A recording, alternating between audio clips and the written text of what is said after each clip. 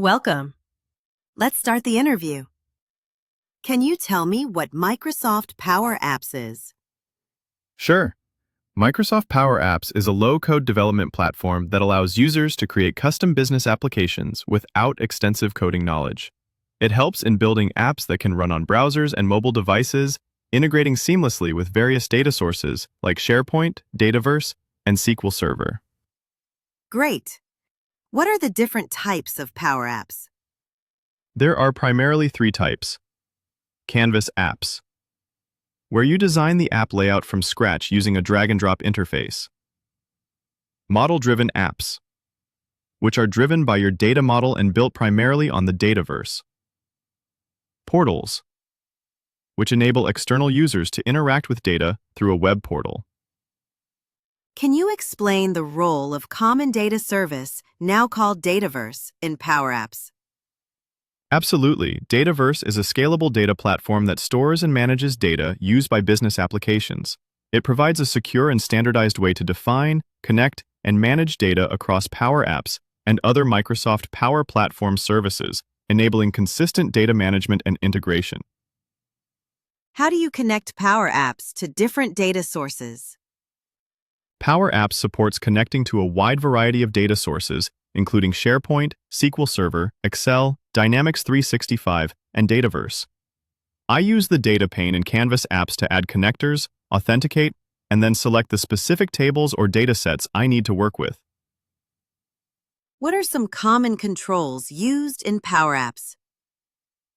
Common controls include text input and label for displaying and capturing data, buttons for user actions, galleries and data tables for displaying lists, forms for creating and editing records, drop-downs, checkboxes, and radio buttons for selections, charts for data visualization. How do you handle data validation in Power Apps? Data validation can be handled using formulas in the app. For example, I use the if function to check input values, ensuring they meet certain criteria before submitting. Additionally, I set properties like display mode to disabled or edit based on validation. And you explain the difference between delegation and non-delegation in Power Apps. Yes, delegation refers to the process where the data source performs the filtering or processing to improve performance, especially with large datasets. Power Apps can only delegate certain functions. If a function isn't delegable, it processes data locally, which can limit data handling due to size constraints. Understanding delegation is crucial for optimizing app performance. How do you implement security and user permissions in Power Apps? Security is managed through data source permission, such as SharePoint permissions or Dataverse security roles. Additionally, I can control app access via Azure Active Directory and implement role-based security within Power Apps by checking user roles or groups using functions like user and conditional logic to restrict features or data. What are some best practices you follow while developing Power Apps?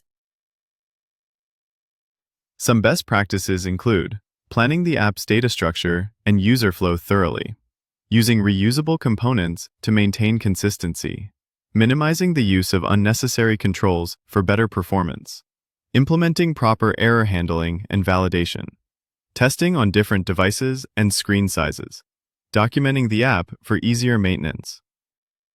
Thank you for your detailed answers. That was very insightful. You're welcome. Glad I could share my knowledge.